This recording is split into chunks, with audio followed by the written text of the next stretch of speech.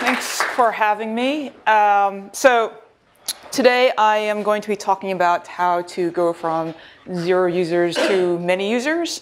I'm just assuming that you have many great ideas in your head at this moment, and you're kind of thinking about what the next step is.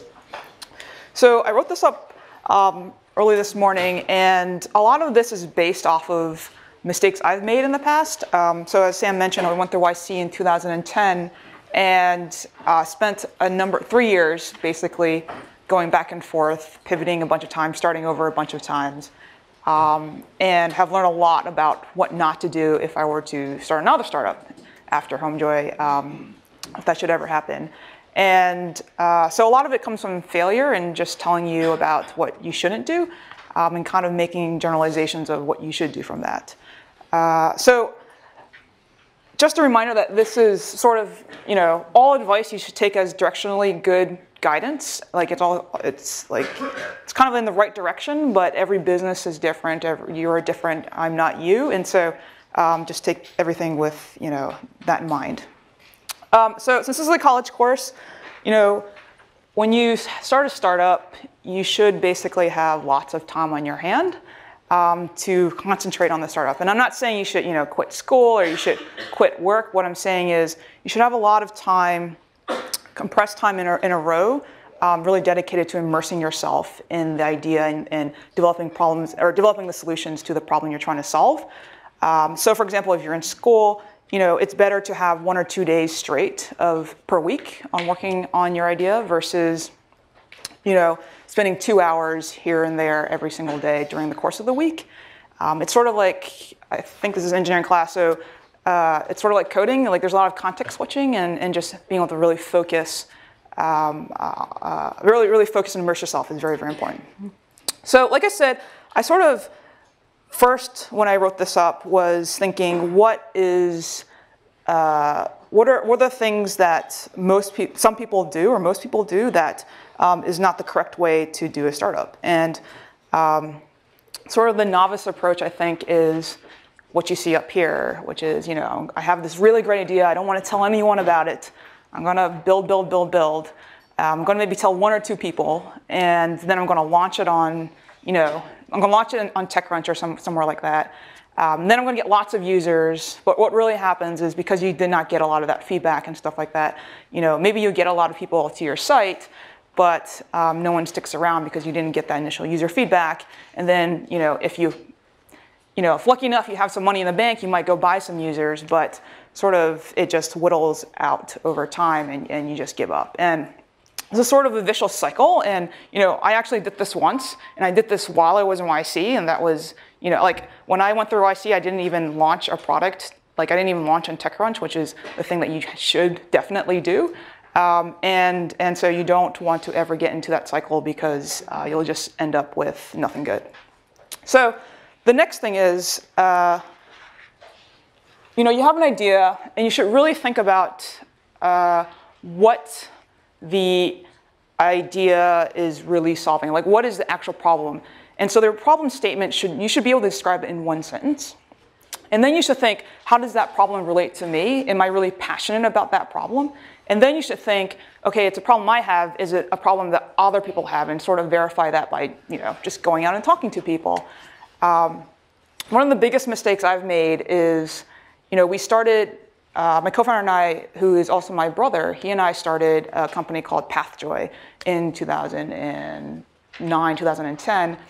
And our goal was basically to, we had 2 goals in mind. One is to create a company that made people really happy, and create a company that was very, very impactful. And so a good proxy for that is to just create a huge, big company. And so we thought, okay, here's sort of where we're going to solve is, make people happier. And we first went to the notion of who are the people that made people happy. And we came up with life coaches and therapists. So it seemed kind of obvious to just create a platform for life coaches and therapists. And what happened as a result, though, was that, when we started using the product ourselves, we're not cynical people by any means, but life coaches and therapists are just not people we would use ourselves. It was sort of useless to us. And so it wasn't even a problem we had, and certainly wasn't something we were super passionate about building out, yet we spent almost a year trying to do this. And so if you just start from t equals 0, just like think about this before you even build any product, I think you can save yourself a lot of headache down the road from doing something you don't want to do. So say you have a problem and you're able to state it.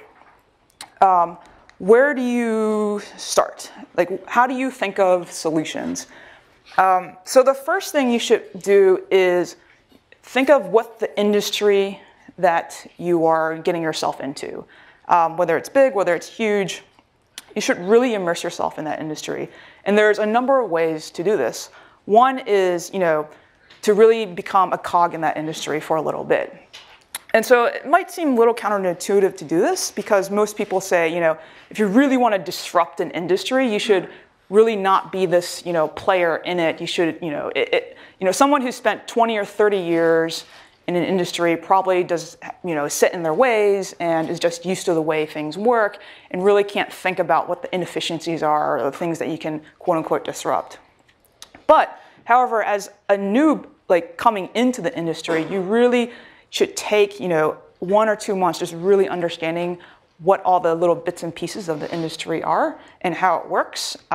Because it's when you get into the details, that's when you start seeing things you can exploit, things you can really, things that are really, really inefficient and provide, huge overhead costs that you can cut down. And so an example of this is, when we started HomeJoy, we decided to go, we started with the cleaning industry, and when we started, we just were cleaners ourselves. And we started to clean houses, and what we found out really quickly was that we were very bad cleaners. And so as a result, we said, okay, we got to learn more about this, and we went to buy books. We bought books about how to clean, which helped maybe a little bit. We learned a little bit more about cleaning supplies.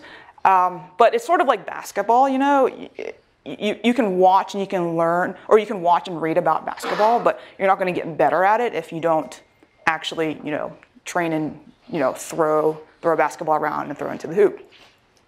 And so we decided one of us basically had to go and learn how to clean. And so we went, or get trained by, a professional, some sort of professional training program if that existed. And that meant we actually went to get a job at a cleaning company itself. And the cool thing was that, I learned how to clean from, training for the few weeks that I was there at the cleaning company. But the even better thing was that I learned a lot about how a local cleaning company worked. And in that sense, I learned why a local cleaning company could not become huge like HomeJoy is today. And that's because they have, they're pretty old school and they have a lot of things. Just from anywhere from booking the customer to optimizing the cleaner schedules was just done very inefficiently. And so so when you go, if you are in a situation like mine where there's a service element of it, you should go and do that service yourself. If your thing is related to restaurants, you should become a waiter. If it's related to painting, become a painter and kind of get in the shoes of your customers from all angles of what you're trying to build. The other thing is there's also a level of obsessiveness that you should have with it too as well. Like you should be so obsessed to know like what everybody in the space is doing. And it's things like, running a list of all the potential competitors or similar types of companies, Google searching it and clicking on every single link and reading every single article from like search result number 1 to 1,000. I found all potential competitors, big and small, and if they're public, I would go read their S1s. I would go read all their quarterly financials. I would sit on the earnings calls. There's most of these. You don't get much out of it, but there's just these golden nuggets that you'll find once in a while, and you won't be able to find that unless you actually go through the work of getting all that information in your head. So yeah, you should become an expert in the industry. There should be no doubt when you're building this that you are the expert, so that people trust you when you're building this product. The second thing is identifying customer segments. So ideally, at the end of the day, in the end game, you've built a product or a business that everybody in the world is using. But realistically, in the beginning, you kind of want to corner off a certain part of the customer base so that you can really optimize for them. And that's just, it's just about a matter of focus and a matter of, just, catering towards whether it's teenage girls or whether it's, soccer moms. You'll just be able to, like I said, focus a lot on their needs. And lastly, before you even create the product, before you put code down, you should really storyboard out the ideal user experience of how you're going to solve the problem. And that's not just meaning, the website itself.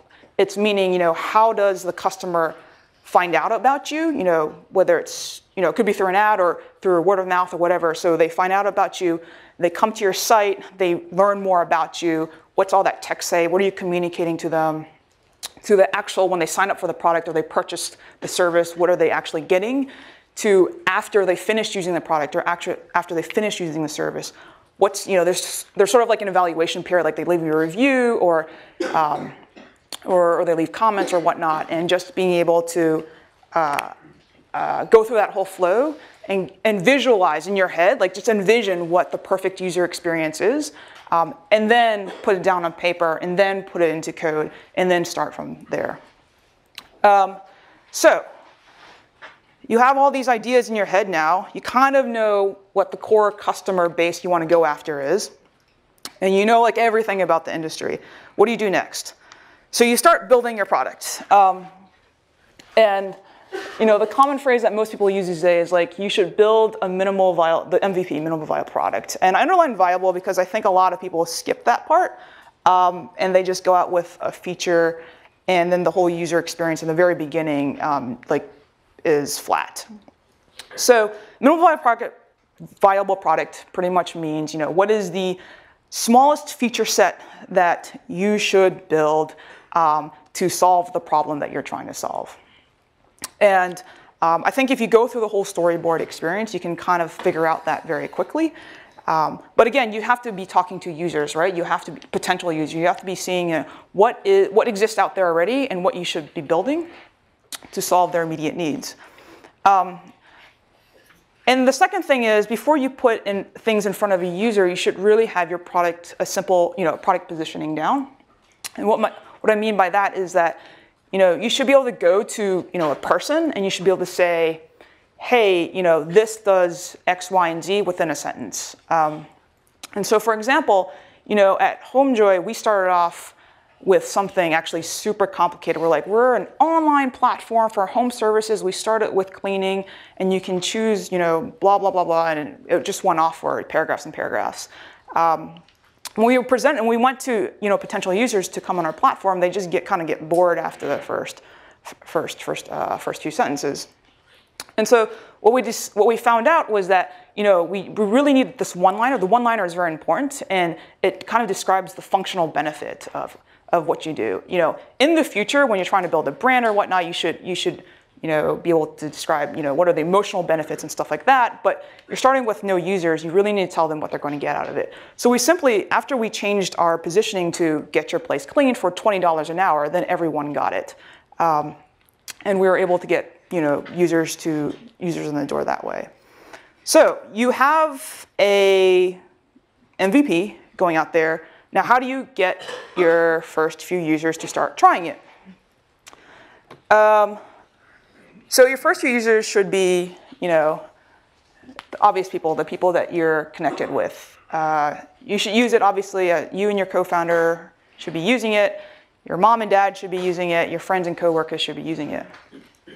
Beyond that, you want to get more user feedback. And so I've listed here kind of some of the obvious places to go to. And depending on what you're selling, you can take your pick of the draw here. So online communities, there's, on Hacker News now, there's the show HN. That's a great place, especially if you're building tools for developers and things like that. Local communities, so if you're building a consumer product, there are a lot of influential local community mailing lists, especially those for, parents So those are places you might want to hit up too. Okay, so when you go to, by the way, HomeJoy, we actually tried all of these. So we used it ourselves. That was fine because, I mean, we were our own cleaner, so that was pretty easy. And then our parents lived in Milwaukee, so we were based in Mountain View, so that didn't work. Friends and coworkers are kind of like in San Francisco and elsewhere, so we didn't have too many of them use it. So we actually ended up in a dead end of not being able to convince many people to use this in the beginning. So what we did was, because we're in Mountain View, some of you guys might know, on Castor Street they have street fairs there during the summertime. And so we'd go out and basically chase down people and try to get them to book a cleaning. And almost everyone would say no, until one day we just took advantage. You know, it was a very hot and humid day. And what we noticed was, you know, and this is like at any fair, people, you know, there might be arts and crafts and things like that, and random people will, you know, gravitate towards that, but everybody gravitates towards the food and drink area, especially on a hot day. So what we did was, okay, we figured we need to get in the middle of that, and by getting in the middle of that, we just took water bottles, froze them, and then we started handing out free bottles of water that were cold, and people just came to us. I think we basically guilt-tripped people into booking cleanings, but the proof in the pudding was that I figured most of these people were guilt-tripped into doing it, but when they went home, they didn't cancel on us. Well, some of them did, but a majority of them did not, and so we felt, like I thought, okay, that's good. I got to go clean their houses, but at least, you know, there's something we're actually solving here. And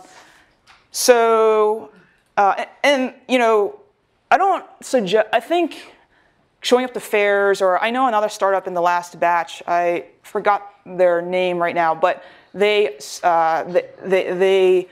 up, they were selling shipping type products, or trying to replace shipping products, or the concept of mailing stuff.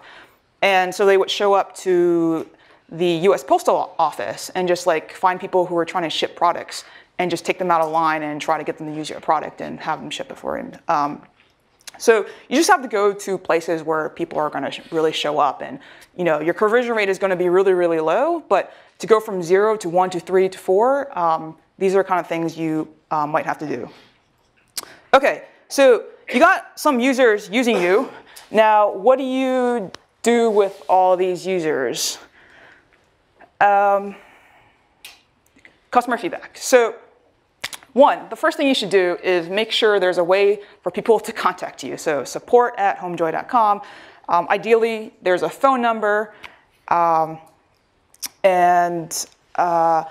you hook up a phone number, one really good idea is to make sure that you have voicemail or something like that, so you don't have to be picking it up all the time.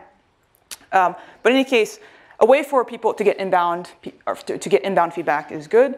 But really what you should be doing is going out to your users and talking with them. You know, get away from your desk and just get out and do the work. It seems like a slog, and it's going to be a slog, but this is where you're going to get the best feedback ever for your product. And this is going to teach you on what features you need to completely change, get rid of, or what features you need to build. And so one way to do this is to send out surveys, you know, to get reviews after they've used the product. This is okay, but generally, you know, people are only going to respond if they really love you or they really hate you, and you never get like the in-between. So kind of get the in-between and not get all the extremes is to go out and actually meet the person that is using your product. And it's not a good idea to, you know, I've seen people go out, meet the user, and they sit there, and it's like a laboratory, and it's like an inquisition almost. And you're kind of just like poking and poking and poking at them, like, why didn't you do that, why didn't you do that? That's not going to give you the best results. What you should really do is make it into a conversation, get to know them, get them to feel comfortable, because you want to get them at a level where they feel like, you know, they should be honest with you to help you and improve things for you. So I found that actually taking people out for drinks and stuff like that was a very good way to do that. I'm not sure if all of you are old enough to do that, but you can take them for coffee. So another thing you should be tracking is how are you doing in general from like the macro perspective? And the one way to do that, the best way to do that is by tracking customer retention. That is the number of people that came in the door today, how many are coming back tomorrow, the next day, and so on and so forth. Usually over time, you're kind of looking at, monthly retention. So, people who came in the door today, are they still using it next month, and so on and so forth. The problem with that metric is that it takes forever to collect that data, and sometimes you don't have a month or 2 months or 3 months to figure that out. So a good leading indicator is actually collecting reviews and ratings, like 5-star, 4-star reviews, or collecting some notion of NPS, which is Net Promoter Score. So you're basically asking them from a rating from 0 to 10, how likely are they to recommend you to a friend, and calculating the NPS. And so over time, what you'll see is as you're building in new features, you should be able to see that the reviews or the retention is going up over time, which means you're doing a good job. If it's going down, you're doing a bad job. And if it's kind of staying the same, that means you probably need to go out and figure out what new things you should be building. The other thing is, I'll get to the qualitative thing later, but the one thing you should be wary of is the honesty curve, which is some people will just lie to you. So I was gonna let's just do it. So, I mean, this is like degrees of separation from you, and this is like level of honesty. Like, so here this is your mom. This is like your friends of friends. And here's like random people. So I don't know if you can all see this, but so your mom is going to be, you should use your product, but she's going to be proud of you anyway. And so she'll like maybe be honest like this much. And your friends will, they'll be pretty honest with you and give you feedback because they care about you. By the way, this is assuming it's a free product that you're giving them. And then over time, like as you get more and more random, these people don't even know who you are.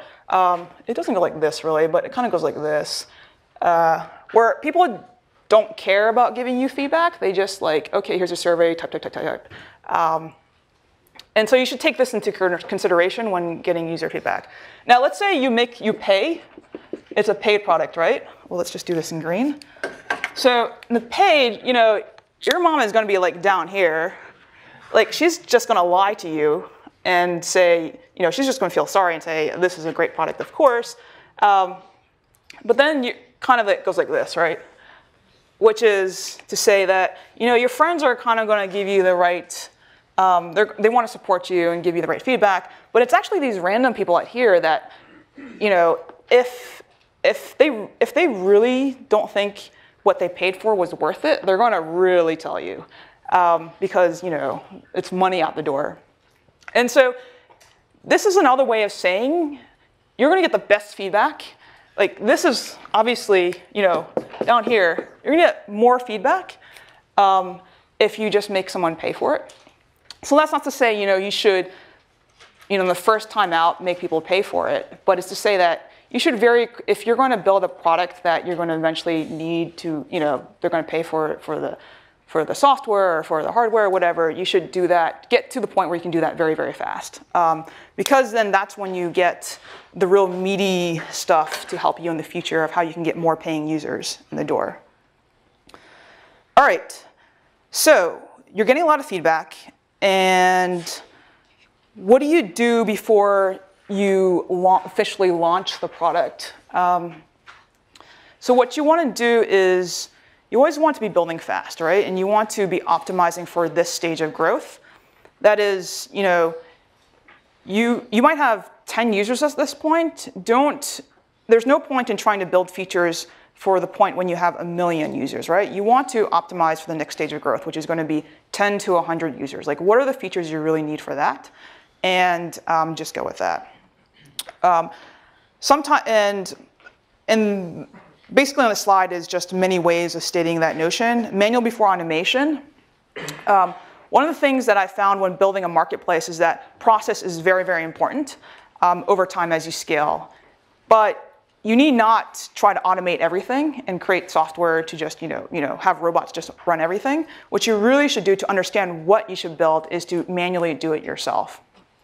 And an example of this is when we started taking on cleaning professionals onto our platform, we would have them we would ask them a bunch of questions over the phone, and then in person we asked them a bunch of questions too. And then they would go to a test clean, and then they would get onboarded to our platform if they were good enough.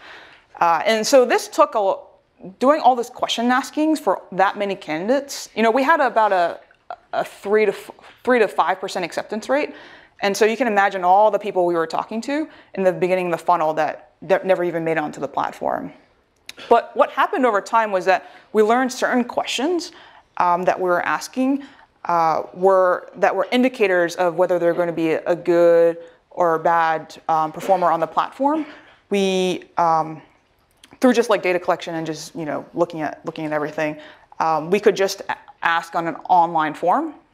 So that's when we put in an online application. They could apply, and then we would ask them maybe several of the questions during the in-person interview.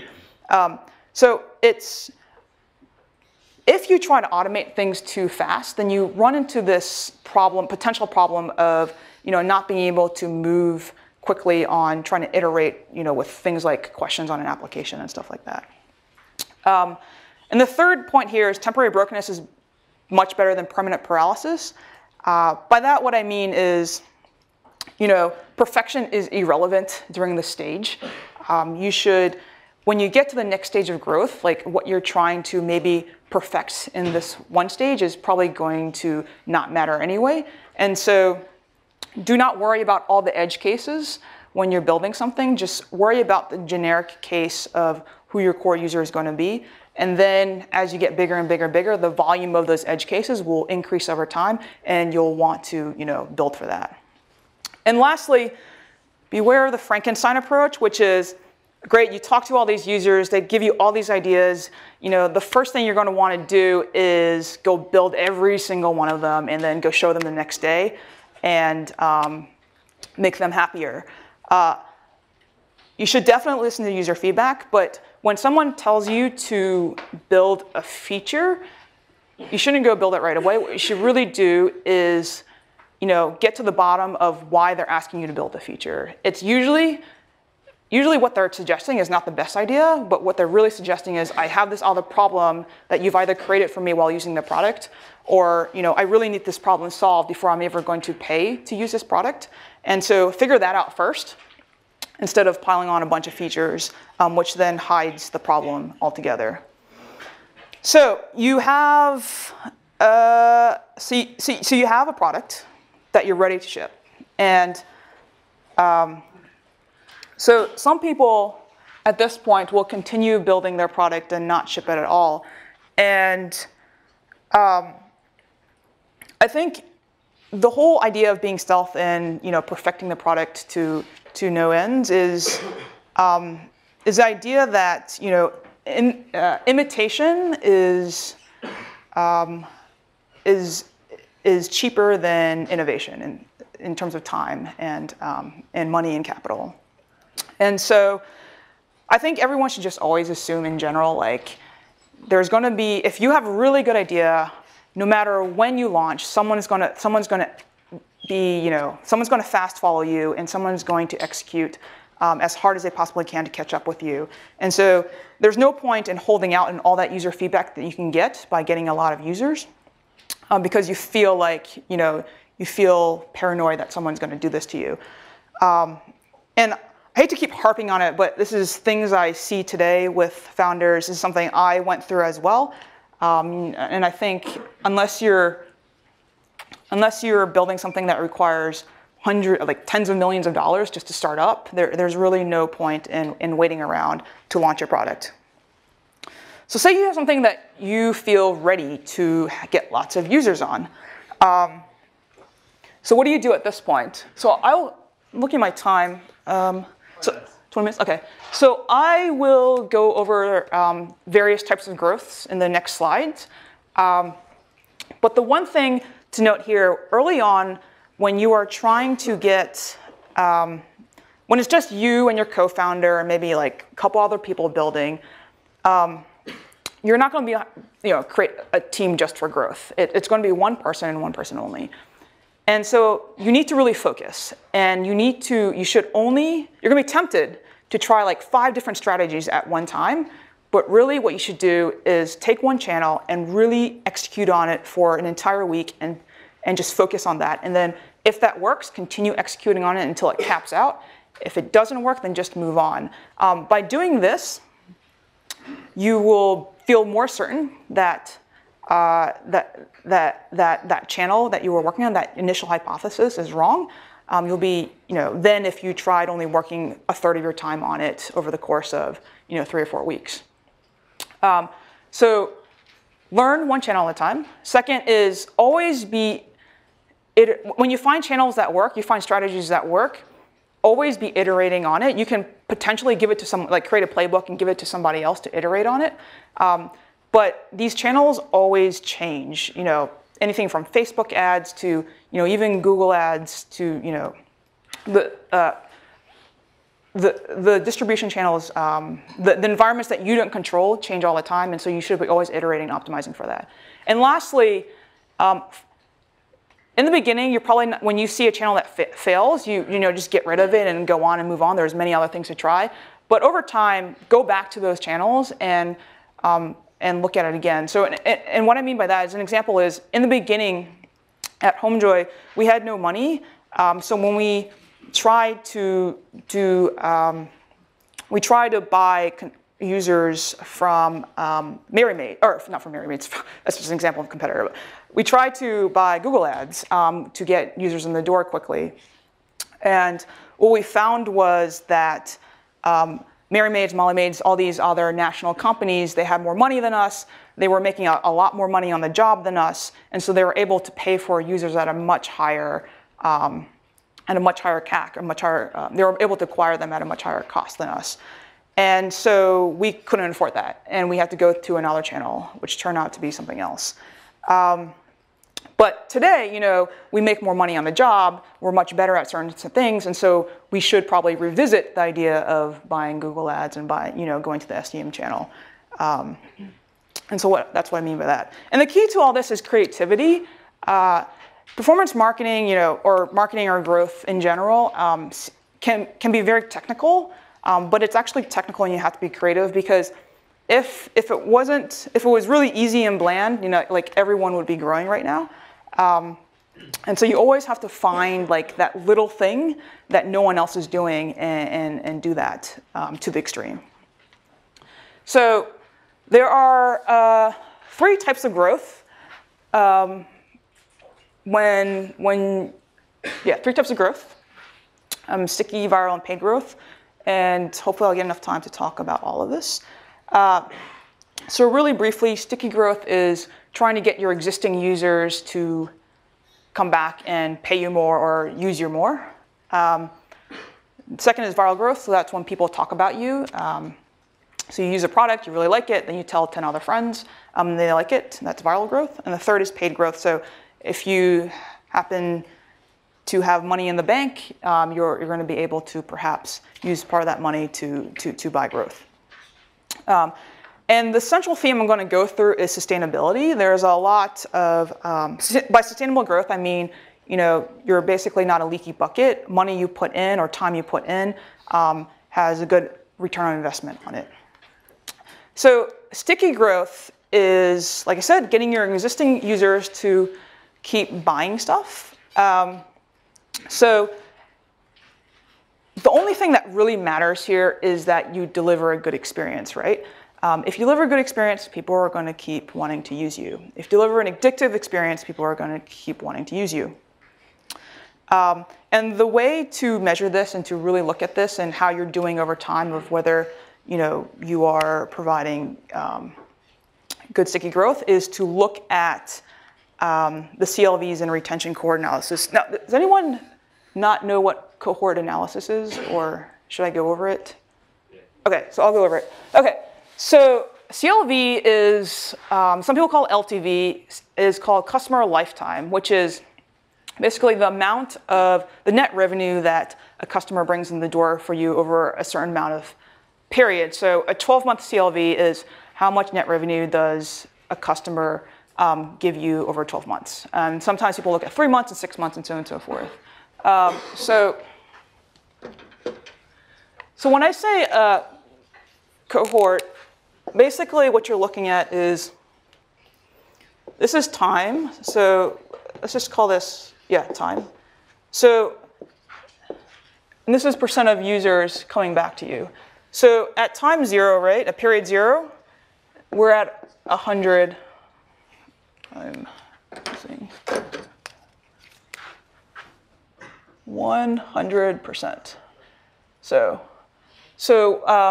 cohort is another name also for like customer segments and stuff like that. So you can, like, you might look at the female versus male cohort, you know, people in Atlanta, Georgia versus people in Sacramento, California.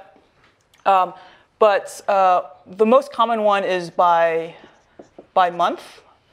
So cohort equals month. And let's just say for this exercise, we are looking at like March of, I don't know, 2012.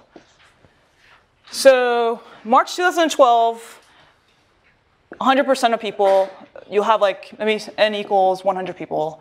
So 100% of the people obviously are using your product because, you know, that's the definition. Now, 1 month later,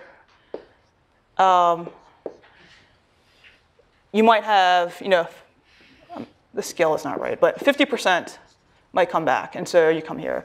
Now, in the second month, how many people that came in March come back in the second month, or 2 months later, and that might be, you know, down here. And so over time, you'll have a curve that looks like this.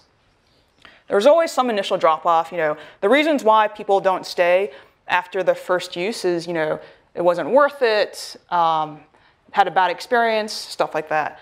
And then over time, what you want is, you want this to flatten out over time so that your churn basically goes to 0%. That means you attrition out less and less users over time. And these over here kind of become your core customers. These are the ones that are like sort of staying with you for a long time. And now cohort analysis, or, you know, using this as a way to show if you have sticky growth or not, is, now say we're 1 year later and you've built a bunch of stuff, right? You graph out the same thing, and hopefully what you'll see is that you have a curve like this. That is, in the first period, even more people than 50% came back to you, and more people are sticking with you. A really bad, you know, retention curve looks like this, which is like, after the first use, they just hate you so much, no one even comes back. It's just like 0, right?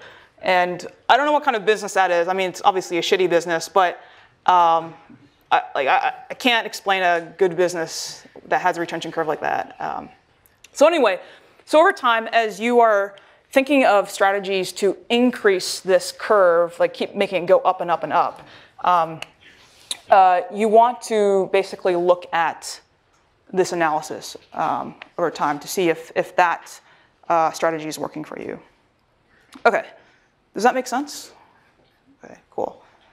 The second kind of growth is viral growth. And like sticky growth, you need to also deliver a good experience. But on top of that, you need to deliver a really, really good experience. Like, what's going to make these people shout out loud on Twitter, on Facebook, whatever, and tell all their friends, and email all their friends and family members about you? You have to really deliver a good experience. Combined with that is you need to have really good mechanics for the referral program itself. Like, you have 100 customers who really want to talk about you. Now, how are they going to talk about you?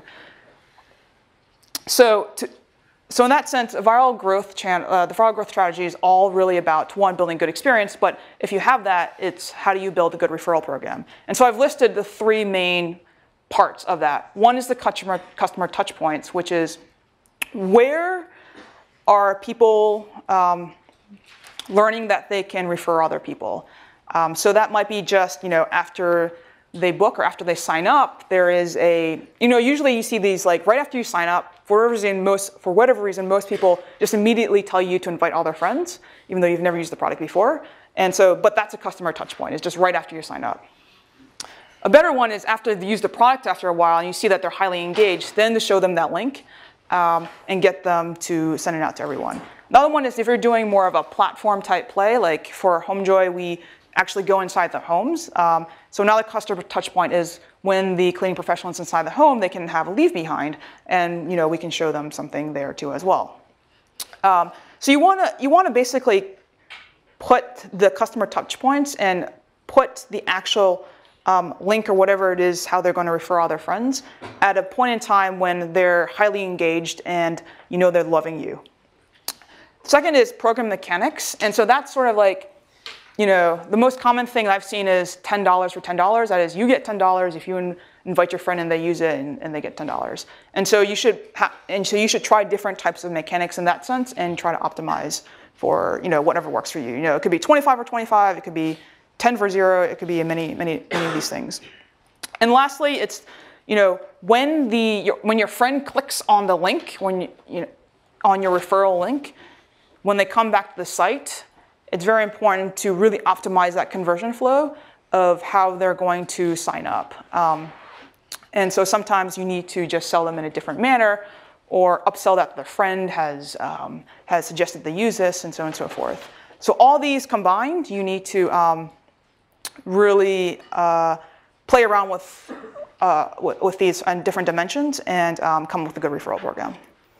And lastly, it's paid growth. So examples of paid growth is this right here, and these are the most obvious ones, but I'm sure you guys can think of more.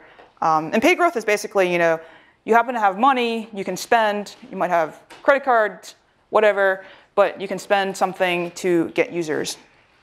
So the correct way to think about paid growth is that, okay, you're going to put money, you're going to risk putting money out there. What are you going to get in return?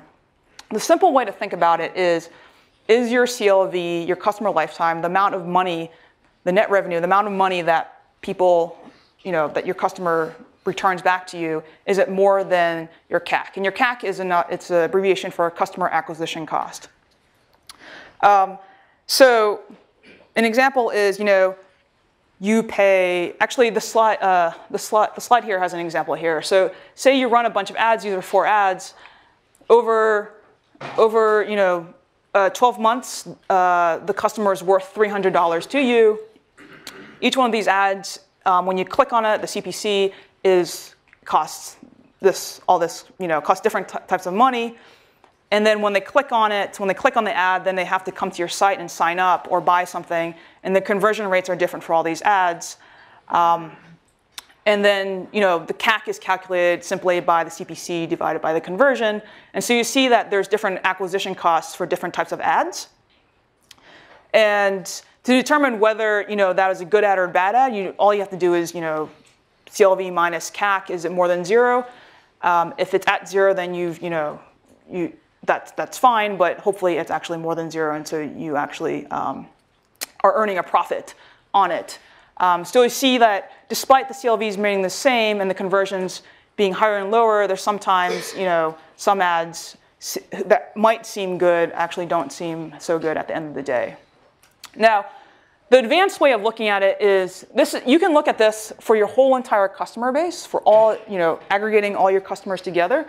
But the better way of looking at it is to break it down by customer segments. So, if you have, for example, if you're building a marketplace, I don't know, for country music, the CLVs of someone in Nashville, Tennessee is going to be much larger than the CLVs than the lifetime value of someone in Czechoslovakia. So, or I just assume that's the case anyway. So you want to make sure that when you're buying ads for these different types of cohorts or these types of customer segments, that you know what the differences are, and that you don't want to mix like everything together. So The last point on payback time and sustainability, I think a lot of businesses get in trouble and it turns into a bad business when they start spending beyond their means. And it has a lot to do with risk tolerance or risk, how much risk you're willing to take on. So when you look at these CLVs, let's just suppose, you get a customer for a customer is worth $300 after 12 months. That is, in the first month, they're worth $100. If you wait to the end of the 12-month period, then they give you the other $200. But if in the first period you're actually paying, $200 for them, then you're in the hole for $100 until the end of the 12-month period. And that's when you start getting into potentially unsustainable growth, which is something could happen where, at the end of the 12 months, you don't actually get the $200 from the customer, and you end up in a very bad situation. And essentially just at the end of the day, you could be running out of money. And if you're doing this with credit cards, you will definitely find that you're going to have to, declare bankruptcy very soon. So again, payback time is very important. A safe one to go with is 3 months. If you have very high risk, if you're very risk loving, maybe 12 months is better. Beyond 12 months is very much an unsafe territory. Okay. How much time do I have? 5 minutes. Okay. So I'll just go into this. So the art of pivoting. So a lot of people ask me, HomeJoy in its current concept was literally the 13th idea we fully built out and tried to execute on and try to get customers for. And so a lot of the questions I get is, how did you even get to that 13th idea?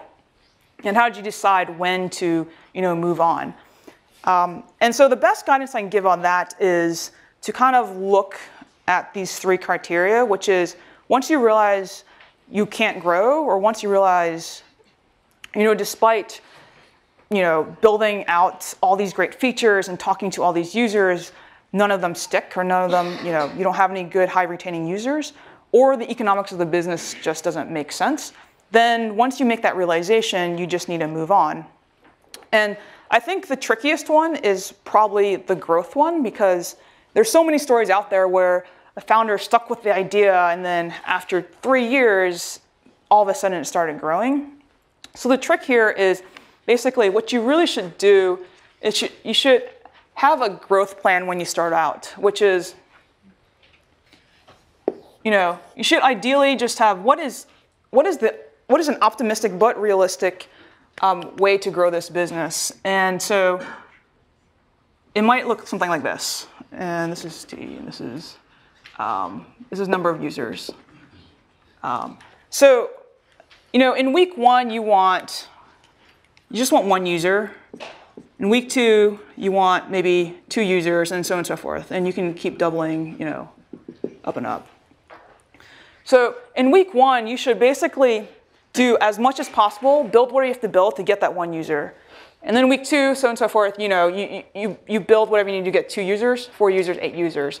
In the beginning, it should be fairly, if you have a product that people actually want, you should be able to maintain this growth curve pretty easily just by walking around and manually finding people. It's when you get to you need 100 users a week where you need you need these growth strategies to start working.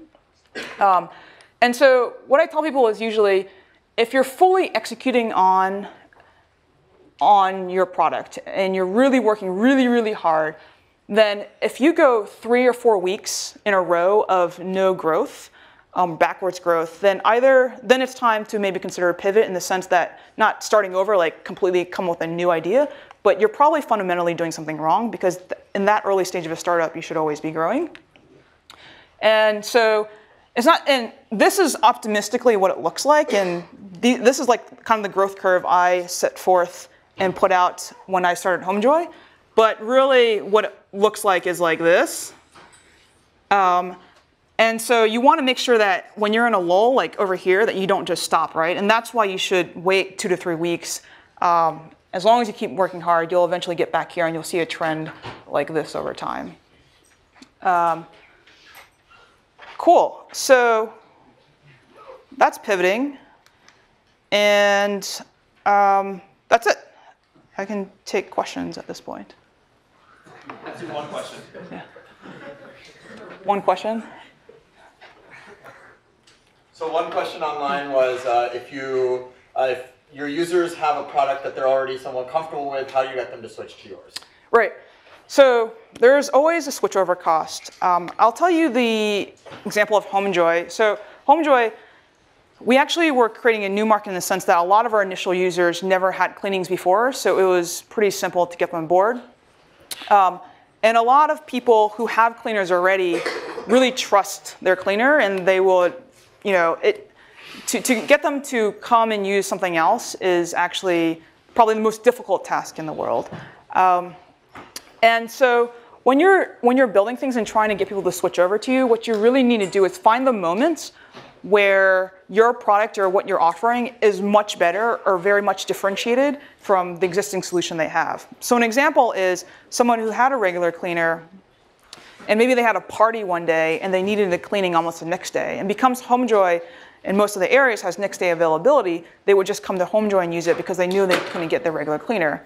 And once they start using the product, then that's when they start realizing the little advantages of using HomeJoy, which adds up to a big advantage. So, a lot of things are, realizing that, leaving cash out or leaving checks was really annoying, and so being able to do online payments was more convenient. Being able to book, cancel, and reschedule, according to your own schedule was very convenient, and so on and so forth. And so it's just, it's really hard to, a lot of people when they build a product are like, and these 50 things are a little bit better than the existing solution.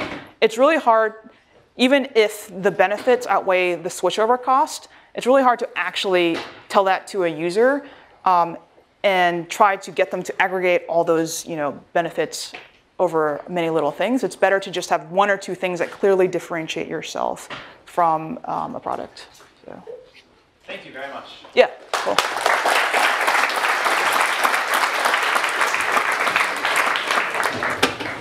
Okay. Yeah? Okay.